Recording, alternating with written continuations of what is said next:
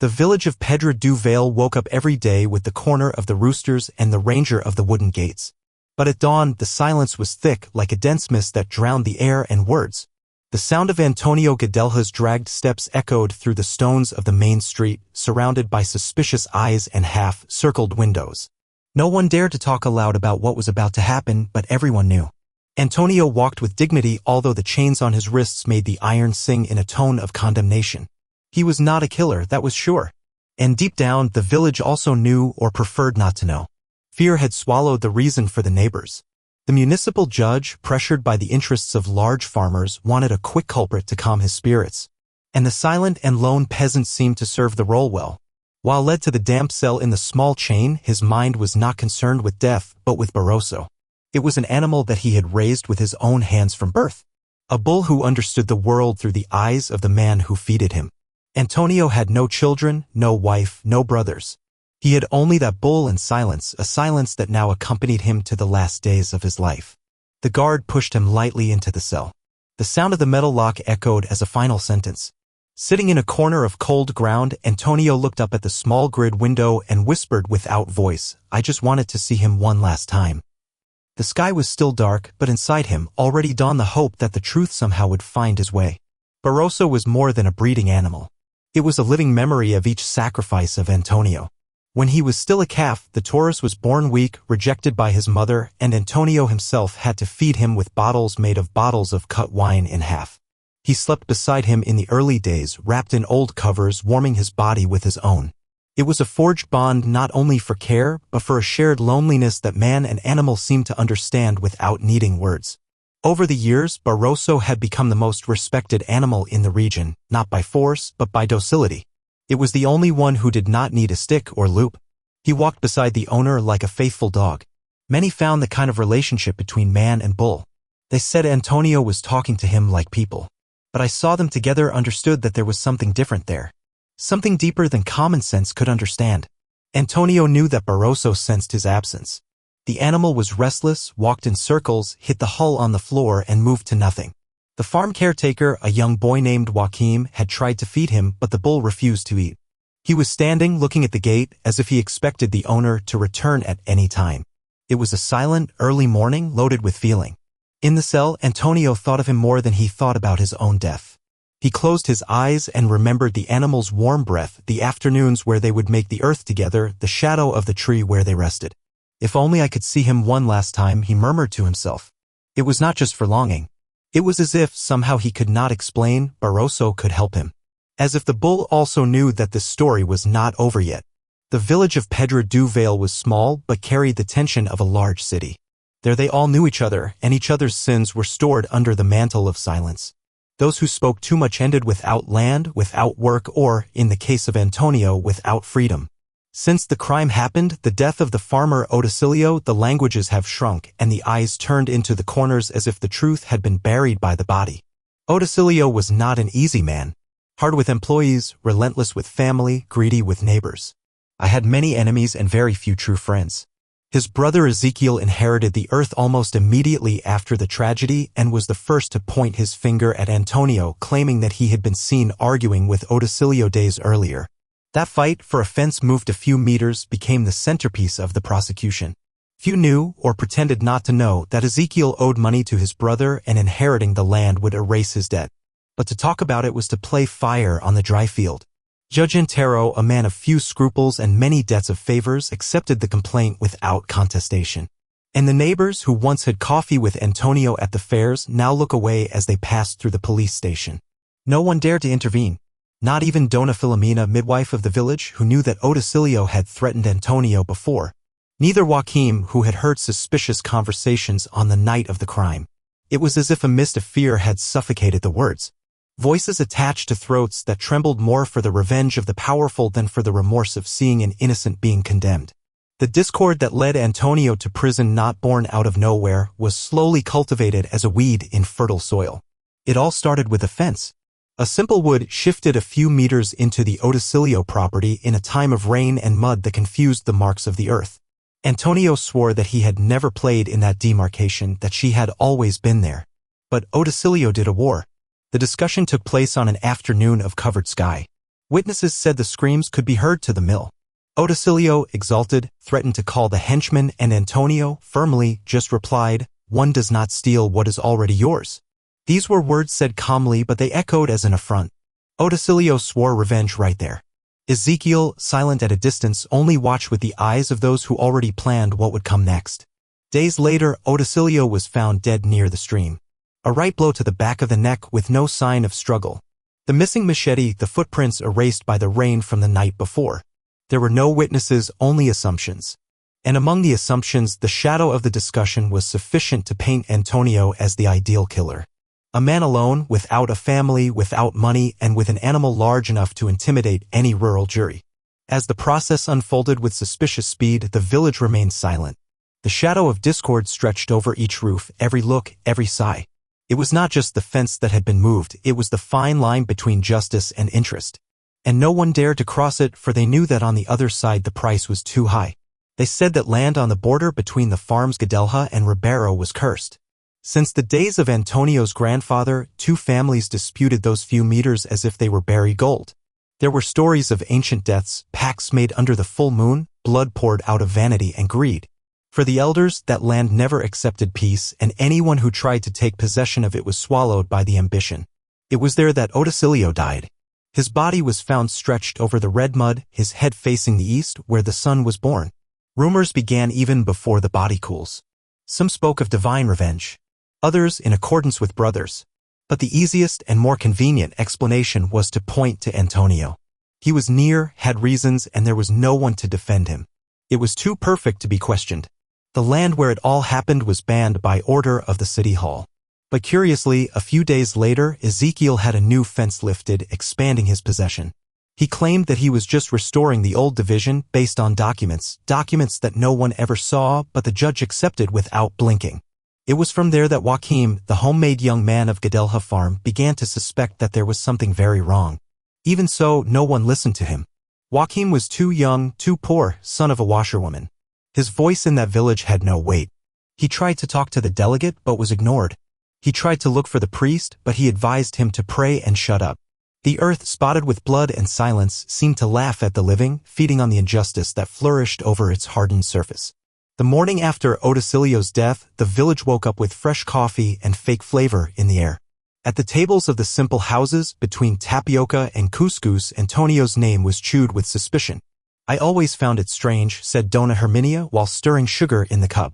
"Man who talks to the animal is not right." This is how the villains were created in the village, with blows blown between sips of coffee. Ezekiel, in turn, already appeared in public as a collateral victim of the crime. Dressed in mourning, with damp eyes and embargoed voice, he visited the most influential houses, telling his version of the facts. He said that Antonio had threatened him days earlier, that he had sworn revenge against the Ribeiro family, and that he spoke alone at night with the bull as if he received instructions from some dark entity. All invented, but said with such conviction that it seemed true. Community radio, the village's only source of information, announced with a sensational tone, "Murder for the dispute of lands Abela Pedra do Vale. Wild Bull may have been accomplice." It was ridiculous, but that was what the people wanted to hear.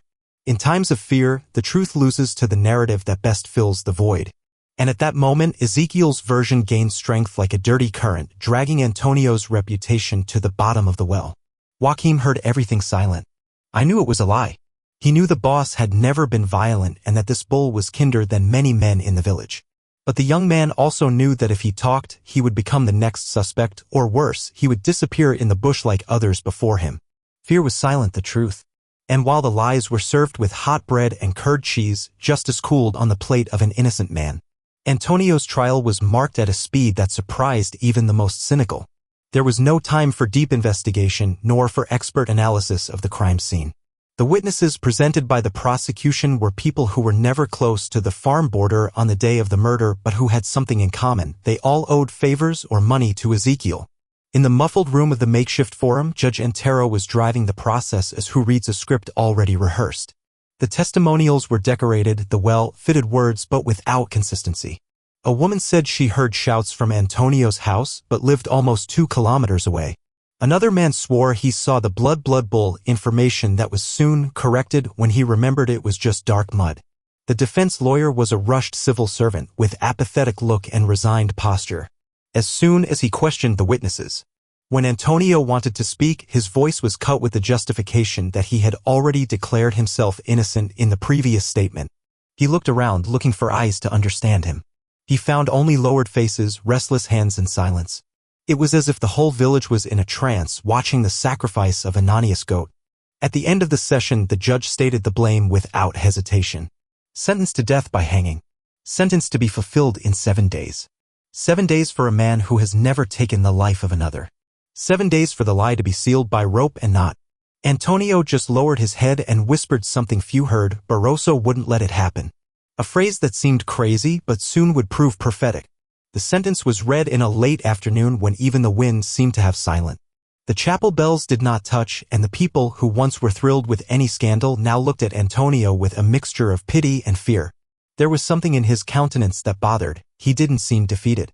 It didn't cry, it didn't train, just looked at the floor like one talking to an invisible world where justice still existed. In the cell alone, Antonio spoke to Barroso every night. Not out loud, but in thought, as one who sends a prayer beyond the bars. He imagined the eyes of the fixed animal on the gate of the farm, the hooves hitting the earth, the hot breath in the cold corral air. And it was in this shared silence that a plan began to form, not to escape, but to leave one last real trail before the end. On the morning of the 4th day, he asked to see the delegate. When the man arrived, with his beaten glasses and sweaty uniform, Antonio spoke firmly. "My last wish is simple. I want to see my bull. Only him." The delegate frowned. He found that strange. I wanted to laugh. But something in Antonio's voice disarmed him.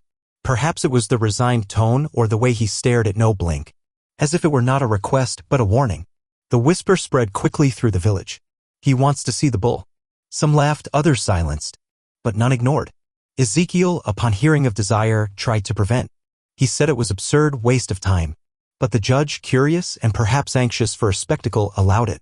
The reunion would take place in the courtyard of jail, under the watchman on the penultimate day before execution. And there their fate, man and bull, would begin to intertwine with the unexpected. In the morning scheduled for the reunion, the village dawned unsuspended. It was not a holiday, but the streets were quieter than custom. Many went to the front of the jail, pretending to go to the market or bakery just to try to spy on what they thought was an absurd scene, a condemned death asking as a last desire to see his bull. There were those who mocked, calling Antonio crazy. But others, especially the older ones, looked at with respect. They felt that there was something sacred in that connection. Barroso was brought by Joaquim. The bull had resisted until the last moment, leaving the corral, and only accepted the march when he heard the acute whistle that Antonio used to use. The scared boy swore the animal looked at him as if he understood everything. The trip was slow. Barroso walked firmly but not rushed, as who knew exactly what was about to happen. Upon arriving in front of the jail, he stopped. It didn't change. It didn't stir. He just stared at the iron gate as he called. The guards opened the heavy side door and led Antonio to the handcuffed courtyard. The man stopped in the middle of the dirt space, face to face with the bull. The silence there was total. Even the birds seemed to have silent. When their eyes met, something inexplicable happened. Barroso took 2 slow steps ahead, lowered his head and brushed his muzzle into Antonio's hands. Then he knelt. An adult bull, heavy, proud, kneeling before a chained man. The scene was so impactful that even the judge, who watched the porch of the next building, stood up. Many started to cry, others just got real, not knowing what to feel. And then, suddenly, Barroso stood up with a respondent and pulled the rope that held him with huge force. He broke the bond and, disoriented, ran. It did not attack anyone. He just fired out of the village as guided by something invisible. Antonio just said, in a choked voice, "He will show. He knows where the truth is." Joaquim ran after Barroso with his heart hitting his chest as a war drum. The bull fired on trails that the boy knew well but never imagined to go so urgently. It was not a common escape. Barroso did not run straight or lost in the woods. He followed an exact way, as if he returned to a place he only knew, guided by memory or the smell of something still present. The village behind them was silent, with wide eyes and ajar mouths. Upon reaching the old limit of Gadelha farm, Barroso stopped suddenly. He was in front of the tree on the border of the land, the same where Otacilio was found dead. The animal began to circulate around, moving low, beating the hooves on the floor and sniffing with insistence. Joaquim approached, not understanding. And then he saw, the eyes of the bull, once calm, were shallow of the water. It was not anger, it was pain. a sadness so pure that it seemed human. It was as if Barroso were in mourning not only by man but for injustice. Suddenly the bull dug the hooves at a specific point of the earth and began to dig. With each crash, the land was smelling of ancient rot. Joachim, still not believing, knelt beside him and used his hands, dot with despair, as who knows that time is about to end. A few centimeters below the surface they found something metallic. It was a machete, oxidized, with dry marks and a piece of fabric attached to the blade. The cloth had letters embroidered with blue line, E.R. Ezequiel Ribeiro. Joachim fell back, panting. Barroso just walked away, lay beside the tree and closed his eyes for a moment as if he had fulfilled his mission. The boy knew what he needed to do, but he also knew the risk.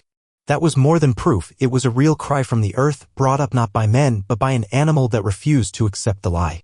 He looked at the sky and murmured, "You were right, you're Antonio." He knew. When Joachim returned to the village, still with the earth under his nails and the machete wrapped in a sackcloth, the eyes turned to him like blades. People knew something had happened, but no one dared to ask. The boy was walking fast, with Barroso behind, calmer now, as if he had discharged a weight. The two entered the side of the jail, ignoring the guard's screams at the gate. Joachim did not ask for permission, he invaded the truth. In the presence of the judge, still gaping with the behavior of the bull, Joachim opened the package and revealed the blade. The embroidered cloth shuddered in the magistrate's hands. The delegate approached, examined the object, and the color of his face paled. I knew what that meant. Ezequiel's machete had disappeared days before the crime. He himself had made a summary report on the disappearance, then shelved. But now the gun was there, excavated by a bull's paw. The judge tried to minimize. He said that it proved nothing. That could be a planted weapon. Maybe it was a coincidence. But the words sounded empty. Barroso, lying next to Antonio, did not move. He just watched, with his eyes large and humid. It seemed to understand each word, as if waiting for the right time to react. And then, as if moved by an invisible force, he rose, walked to the machete, and touched him with his muzzle. Then he looked straight into the judge's eyes. It was a simple gesture, but loaded with something ancestral, like a judgment that came from nature itself. Many there did not understand what they were feeling, but they knew that bull was not common. It was as if carrying within themselves what men had lost: instinct of justice, faithfulness to what is right, courage in the face of power. Barroso, the misunderstanding, became more than an animal at that moment. It became a symbol. He became a living word for all who had already been silenced. And his presence there made that, for the first time in a long time, men started to hear. The decision to release Antonio was not announced immediately. The system, even in the face of evidence, hesitated. The judge asked for time, the delegate avoided commitments, and Ezequiel disappeared. When I learned that the machete had been found, he left the village saying that he needed to solve matters in another city. But everyone knew he was running away. Running away from what the earth revealed, fleeing from what Barroso escaped with the hooves, fleeing. Then Antonio's silence shouted more strongly than 1,000 words. Antonio, handcuffed, was taken back to the cell. But something had changed. The guards now lowered their eyes before him. Joachim refused to leave the side of the jail, slept right there, with Barroso lying beside him. It was as if a new type of vigil had begun, one where the innocent no longer expected in vain. Residents started leaving anonymous tickets at the police station door. Reports, confirmed rumors, details about the night of the crime that nobody dared to tell. On the third day after the reunion with Barroso, the village dawned differently. The chapel bells played without anyone having pulled them. They said it was the wind, others swore it was a sign. And then, without formal warning, no decree, without ceremony, the delegate appeared in the cell with a defeated look and a key sauce in hand. He opened the iron door and said with a hoarse voice, "You're free, you're Antonio. For now, but you will still want to shut up." Antonio did not answer. He just caressed Barroso's head, which immediately stood up as if he knew it was time to leave. The innocent march began with slow steps. Antonio came out of his head jail erected next to Barroso and Joachim. The crowd, in reverent silence, paved the way. There was no party, there was no hymn, but there was something greater: restored dignity. Every step he took was a protest against cowardice, an answer to the village's accomplice silence. I didn't walk home, I walked into history. And behind him, many others started to ask themselves how many injustices still sleep under that same land. Even free, Antonio was not light. The body could have crossed the gates of jail, but the soul still carried the weight of humiliation, distrust, and almost death. That night, sitting on the porch of the old clay house that one day had called home, he wore the black hood he would wear in the execution. The hood had been left in the prison courtyard, as who forgets a useless tool. But for him, it was more than a cloth. It was a symbol. It was injured. Barroso lay down beside the chair where the owner sat down as he had done so many times before everything happened. There was serenity in his eyes, but also warns. The bull has not slept deeply since the day he dug the truth. It seemed to understand that there was still something loose in the air, a loose tip in the destination that still needed to be tied.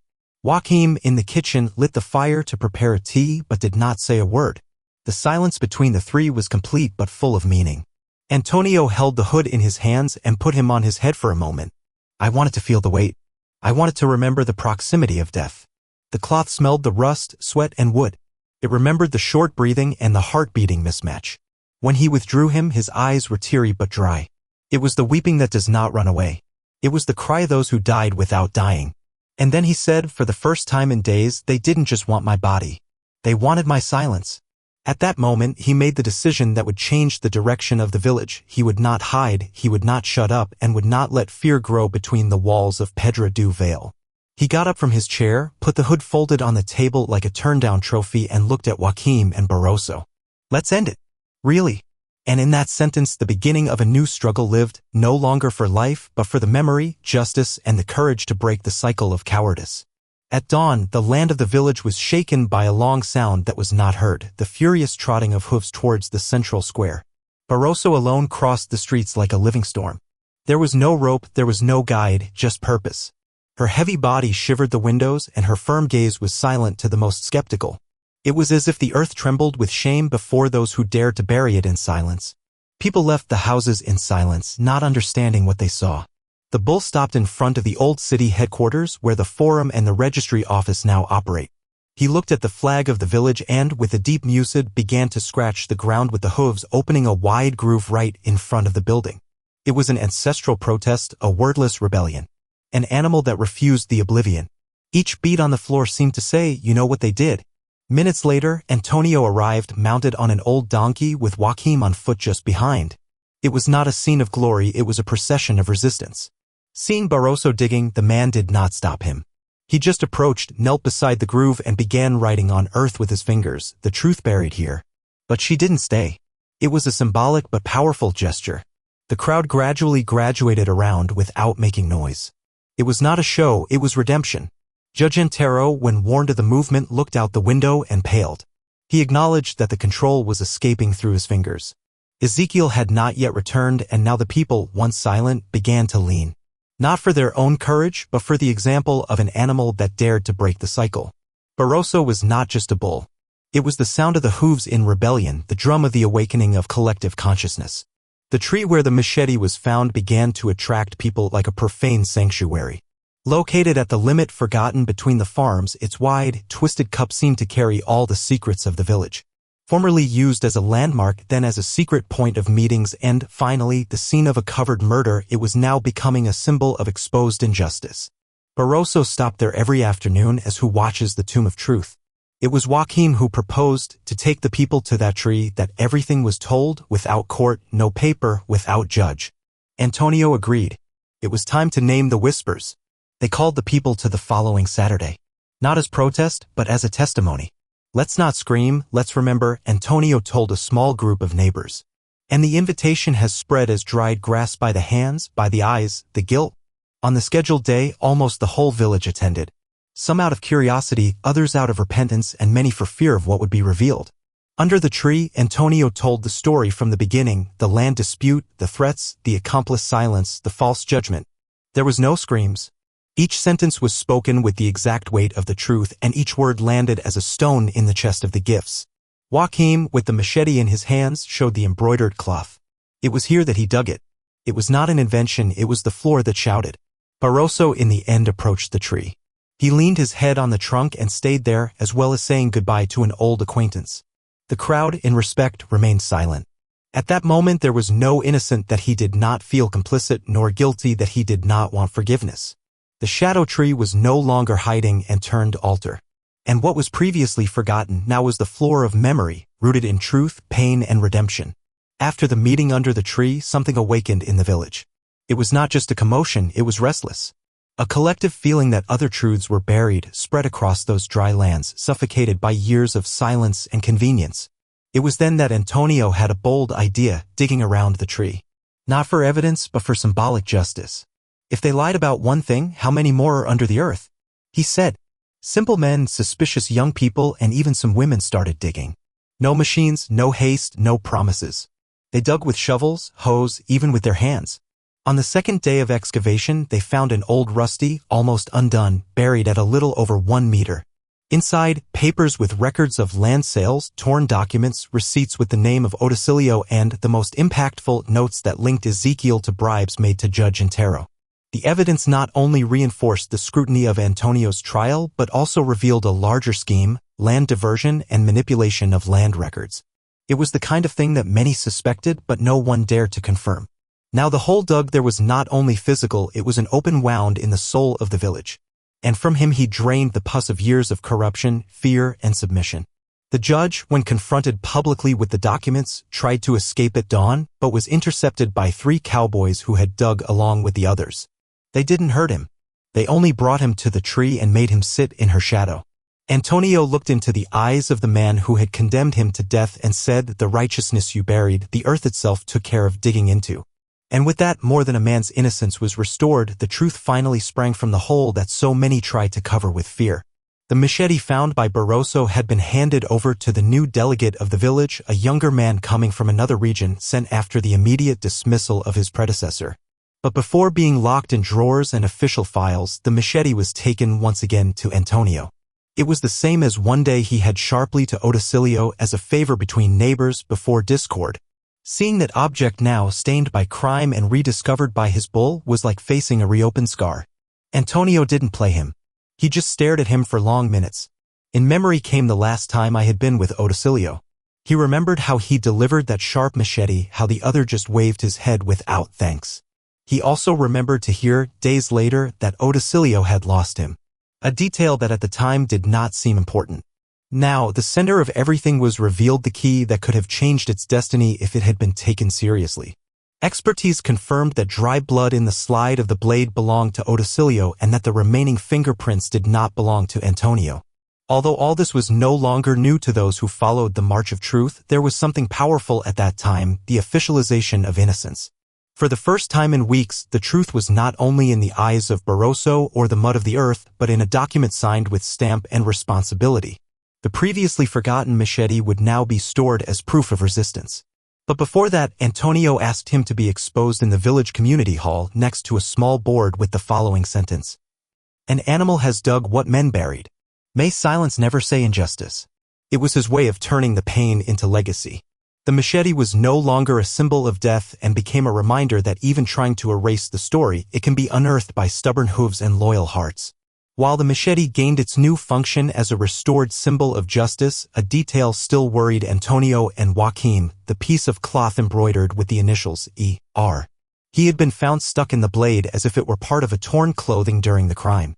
The embroidery was old, of a kind that was only worn on fine linen shirts, just like those Ezekiel sported in his public appearances, always becoming richer than it really was. Antonio asked to store that piece of cloth not for vanity or grudge, but as a reminder. "The cloth is fragile, but it shows what the body tries to hide," he said. And once again, the village was faced with something symbolic and concrete at the same time. It was as if all this was being sewn with the same wires that the cloth brought, truths embroidered in silence and torn by the violence of power. Joaquim, on his own initiative, sought the oldest seamstress in the region, Dona Iolanda. She, seeing the fabric, frowned immediately. "This was done by me. This letter is mine. I did it for Ezekiel a couple of years ago. He ordered shirts embroidered with his initials, said that an important man needed to wear his own name." With this testimony, there was no more room for doubt. The cloth was not just evidence, it was the killer's involuntary signature. Ezekiel, who had not yet returned to the village, was now officially sought. A warrant was issued by the new delegate and distributed to neighboring cities. But most importantly, the people believed. The cloth, like the machete, was hung next to the board at the community headquarters. And the elders began to say that, where the fear lived there, now the memory inhabited, sewn with firm line and kept by eyes that they do not forget. With fugitive Ezekiel and the truth finally emerging, the village's silences began to echo higher than the words. The voices that once silent, for fear, convenience, or shame, now weighed in the air as a collective debt. People who once turned their face to Antonio began to look for him with low eyes and hesitant words. They didn't come with ready excuses but with attempts at redemption. I knew. But I shut up, they said, and that was enough for forgiveness to be born. Dona Filomena, the midwife, was one of the first to approach. He had an old book of annotations, records of birth, deaths, promises. There, on a forgotten page, there was an annotation about the fight between Otacilio and Ezekiel the previous year, recorded as severe conflict, possible armed threat. She had never delivered that notebook to justice. I thought it wasn't my place, he confessed with tears in his eyes. Antonio did not judge her. He just held his hand and said, now it is. Others came. A cowboy who turns Ezekiel prowling Otacilio's house the night before the crime but was afraid to talk about working for him. A boy who had heard conversations between Judge Antero and a stranger about accelerating the process. Even the priest, once silent, read a letter on the altar during Sunday Mass, recognizing that the silence of the church had also contributed to the suffering of an innocent man. It was as if the whole village was purging its unnamed sins.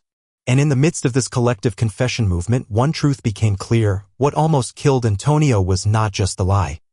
It was the omission. The voices that silent were complicit of the gallows that almost squeezed. Now each word said served as a sewing line for a new conscience, where justice would no longer be left in the shadow of conveniences. While the village lived its healing and reconciliation process, the figure of Ezekiel became an increasingly heavy shadow. It was not just the dead brother, now it was the man who had devised the tragedy, the silent manipulator, the true responsible for almost everything. His absence hurt more than his presence. He left no visible tracks, just a trail of fear that still haunted his corners. Everyone knew, while it was loose, justice would not be complete. It was then that a letter came up. A yellowish envelope left at the door of Joaquim's house, without signature. Inside, a short and direct ticket. He is in Santa Iera, hosted under another name. He will escape the country. The calligraphy was trembled, perhaps from one of the many voices that finally released. The delegate acted quickly. He contacted the neighboring city and confirmed. A man-like man similar to Ezekiel was in a small rural hotel, registering himself as Elias Rocha. The next morning, the news spread like fire in dry straw. Ezekiel had been captured as he tried to cross the border in a cargo truck. When they brought him back, the whole village stopped. Antonio was not present on arrival by choice. He preferred not to watch the humiliation of who, for so long, humiliated. But Barroso was there. When the former farm ran in a car open along the cobblestone street, the bull released a mugged one that echoed as thunder. Ezekiel turned his face, pale, as if he were recognized not by a man but for a consciousness that does not forget. Ezekiel no longer denied. After the documents, the cloth, the testimonies, and even the confession of Judge Antero, only lowered his head and admitted everything. He said he didn't want to kill his brother, but to give him a fright, to give in to the lands. He said Antonio was the perfect scapegoat. But no one believed in regret. What was there was a man broken by his own power game. A brother who killed blood from his own blood and almost buried the soul of the village.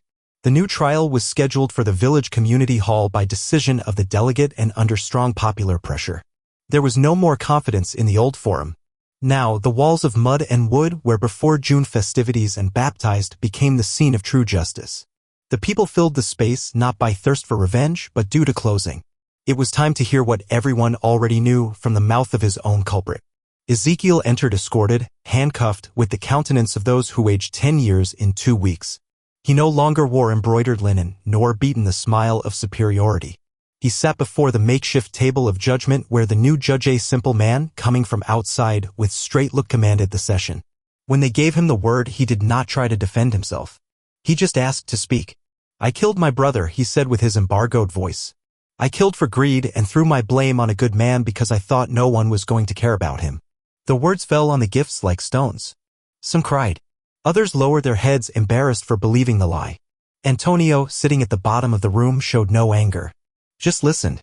The most moving moment came when Ezekiel, in tears, turned to him and said, "You had nothing, and yet you forgave me before I asked. I had everything, and yet I condemned you." They were different tears. Not of theatrical remorse, but from someone who finally found himself in the mirror that avoided his entire life. The judge declared the sentence firmly, life imprisonment. Ezekiel was taken without protesting. But what was marked that day was not the conviction. It was the spilled tears in the defendant's bench, in the calloused hands of Antonio, in the eyes of the people. Tears that wash his story marked by injustice, fear, and silence. Tears that for the first time fell on the right earth, that of truth. After the trial, many thought that the village would enter a cycle of calm. But one last story still needed to be told, or at least heard.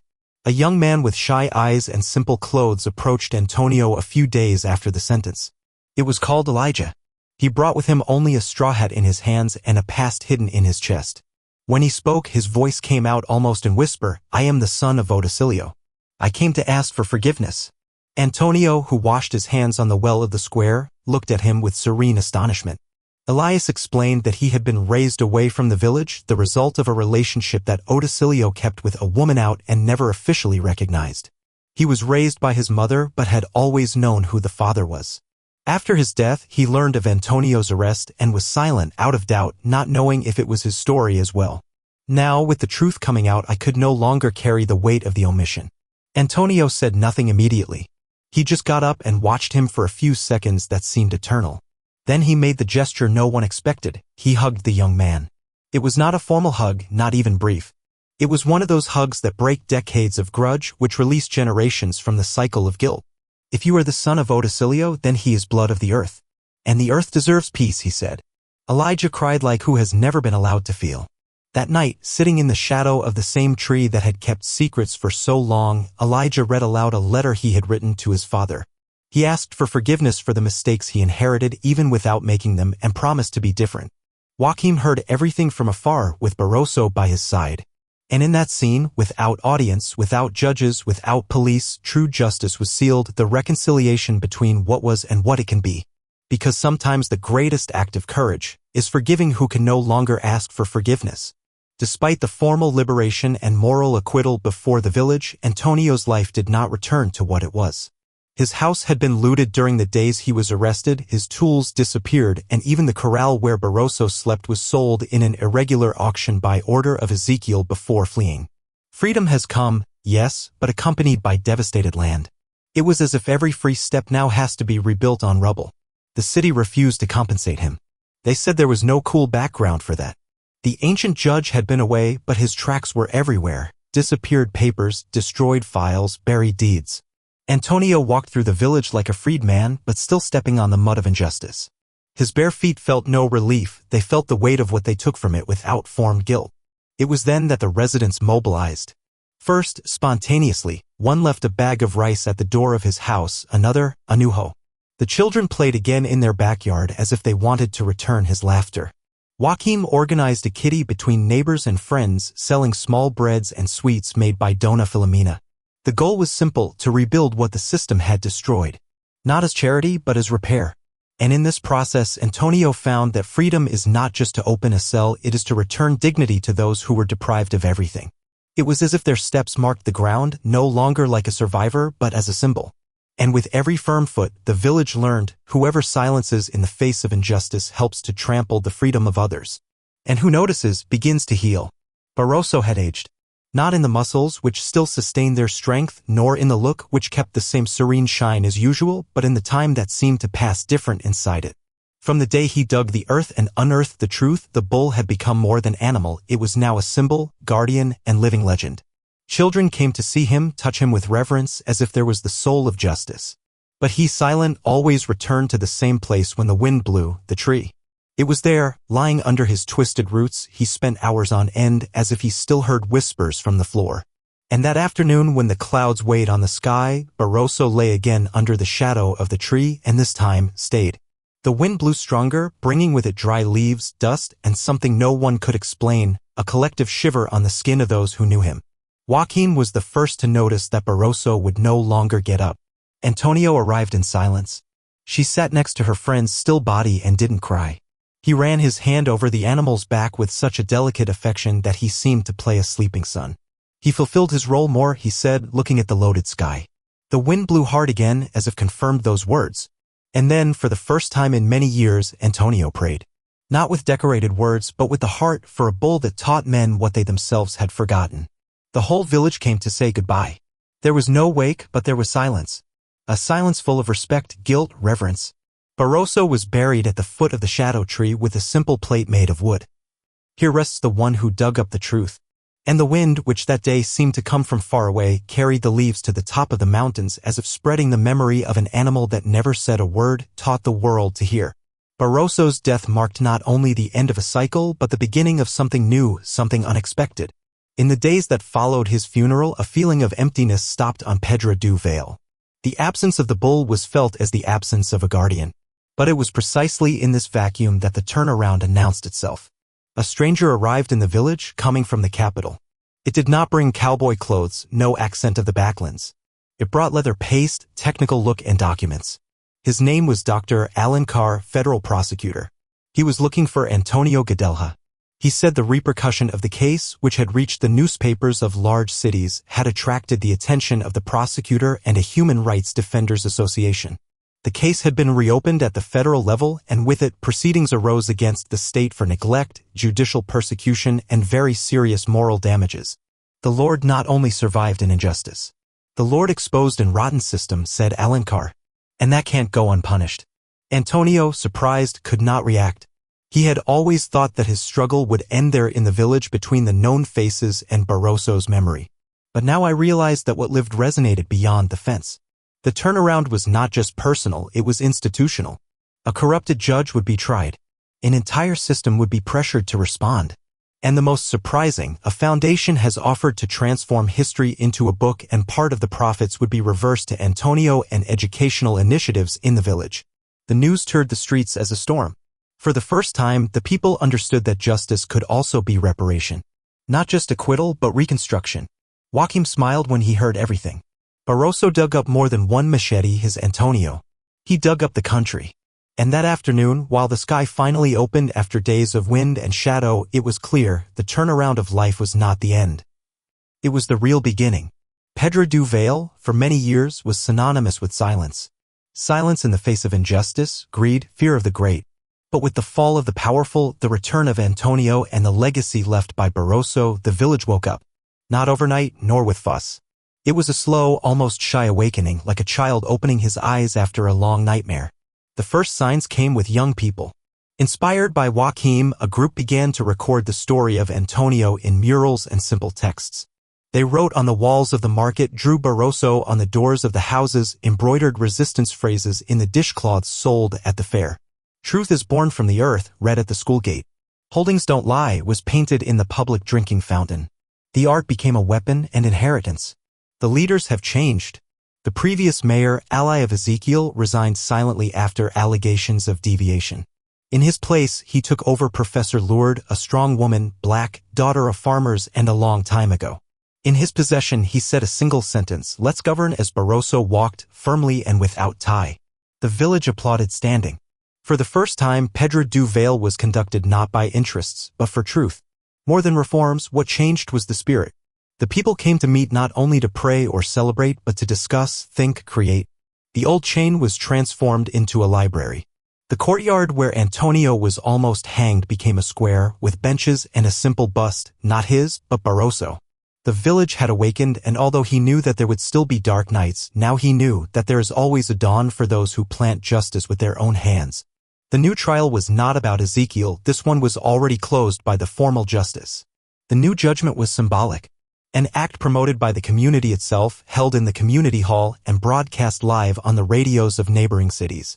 The goal was one, judging collective errors. Not to punish, but to recognize. Not to punish, but to heal. Antonio was invited to preside over this act and accepted with reluctance and humility. The structure was simple. Banks arranged in a circle. In the center, an empty chair representing each person who was once silenced, convicted, or forgotten. One by one, residents got up to tell what they saw, what they knew, and what they hid. Dona Herminia confessed that she always distrusted Ezekiel, but preferred to keep her mouth closed for fear of losing the lease of the Greek. The priest admitted that he hid tickets from Oticilio with threats against Antonio. Even the ancient clerk came from another city to say that he had been pressured to omit information in the inquiry. Antonio heard everything in silence. He didn't judge anyone with words, just with his eyes. And when it came to talk, he got up and said, "If I am alive, it was because of an animal. One who could not write or speak, but who heard the earth and responded to injustice with courage. What you do here today is not for me. It is for yourself. It is for those who will come later. That no one else needs a bull to be heard." The phrase was engraved on the walls, on T-shirts, the voices of the young people who took the reins of history. The symbolic judgment ended without acquittal because it was not necessary. What was sought there was memory, not punishment. And like every act of deep truth, the hall has emptied in silence. Not of shame, but of peace. It was the silence that comes after the storm. The silence that precedes the Renaissance. Days after the symbolic judgment, Antonio decided to return to the beginning, to the land where it all began. The old border of the farms where the shadow tree still resisted time was now a sacred place. There was no more territory dispute there. The fences had been removed. It was free soil where no one else dared to plant lies. Antonio was alone. He had an old shovel in his hands and, on his shoulders, the weight of a story he didn't want to forget, but wanted to close. He knelt before the tree like so many times. He began to dig, slowly, with the same shovel he wore his youth to prepare the earth for corn. But this time it was not to reap fruits, but to return something to the earth. When the hole was deep enough, it withdrew a small wooden chest from the trick. Inside, he placed the black hood that almost covered his head on the day of execution, the cloth embroidered with the initials of Ezekiel, and a tape with the name of Barroso braided by Joaquin. He did not bury it out of anger, but out of respect. "May the earth keep what cost so much to come out," he murmured. Then he covered everything carefully like the one who packs a beloved body and planted on the newly feed ground a seedling of umbuzero, a tree that gives shadow and fruit in dry land. A symbol of resistance, renewal. A silent promise that the past can, yes, be buried, but only after being understood. When he got up, he felt the wind blow again. A known wind which danced between the leaves as if he carried voices. They were no laments, no warnings, they were thanks. And at that moment, Antonio was no longer a victim or survivor. It was guardian. Guardian of a land that, even wounded, learned to speak. And from a past that, even painful, could now, finally, rest in peace. The village never had craft poets, but there were always those who, even without paper or pen, wrote verses with their eyes. Antonio unknowingly became one of them. His words, said simply, carried a wisdom that the people came to repeat as songs. "Who shuts up helps the rope," he said. And also, justice that comes late comes with roots. No one else called him a farmer. Now it was called the Poet of Silence. A newspaper in the capital published an article entitled "The Taurus That Spoke to the Earth," and the story became the subject of seminars, reading wheels, and even school plays. Antonio never sought fame, but understood that the story was no longer just his, it was of all who had been silent someday. And that's why he accepted an invitation that he had previously refused, to participate in the inauguration of a school in Villa Vizinha named after Barroso. There, in front of children and teachers, Antonio first spoke as a symbol, not as a victim. And when he finished his brief speech, Joaquin, who now taught reading and history, presented him with a hardcover, hand-sewn notebook. Inside, the first pages were filled with sentences that he had noted throughout the journey. At the end of the notebook, a dedication. To the man who learned from an animal to turn pain into wisdom. Antonio smiled. He raised the notebook as an invisible trophy. And at that moment, it was as if Barroso were there, beside, not as a memory, but as a presence. Because there are animals that, even after being buried, continue to guide us. And there are men who, even illiterate letters, become poets when they learn to listen to the earth, time, and the heart. Years have passed since that trial, from Barroso's march, since the village learned to say aloud what was once just a whisper. Stone of Vale has changed. It has not become perfect, no earth is, but became conscious. And that was already a revolution. Antonio aged with dignity. He refused positions, exaggerated honors, and sensational interviews. He continued to live on the earth, to walk through the fairs, and to sit under the shadow of the umbuzero he himself planted. There he was visited by students, journalists, curious, and, above all, by those who carried some changes within them. They called him the silent man, but not because he didn't speak. It was because he spoke little, accurately, and every word sounded like he came from the roots of the earth. There was a wisdom in his presence that he did not explain with titles or studies. And many came just to hear a sentence, advice, a nod with their eyes. It was like being facing a living legend, not that invented by exaggeration, but built with silence, suffering, and true. Barroso became myth. Children grew up listening to the bull stories that dug the truth with the hooves. He was painted in murals, quoted in proverbs, designed in the school notebooks. Some said that, on full moon nights, his mugge was still heard from the countryside. Others swore that the wind that descended from the mountain brought the sound of their steps. It was fantasy, maybe. But it was also faith in the idea that even the simplest of beings can become an instrument of justice. When Antonio passed away on a serene morning of autumn, he was buried next to Barroso under the same tree that kept the story of both. There was no public wake, no parade. But the whole people were. Each took a handful of earth in his hands. and in silence they cast him over the grave. The poet of silence was now resting at peace next to his faithful guardian. And together, man and animal, they became more than a memory. They became legend. The legend of the silent man and the bull that made the world hear.